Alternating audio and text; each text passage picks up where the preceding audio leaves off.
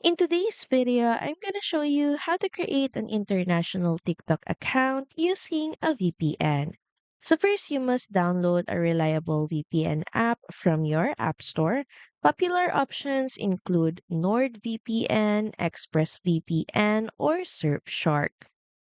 So for today, we're gonna use NordVPN.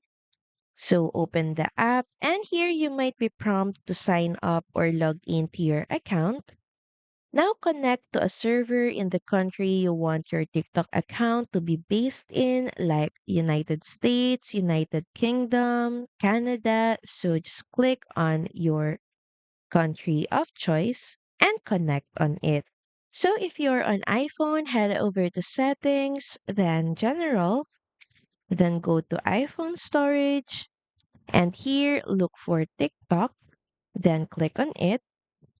And here, click on the setting called Offload App and confirm.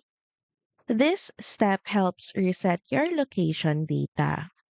Now, once done, head over and open up TikTok and start signing up for a new account. Make sure that you use a fresh email address or phone number and avoid linking existing accounts to keep the region consistent. Thank you for watching this video. Also, feel free to use our affiliate link in the description. Bye!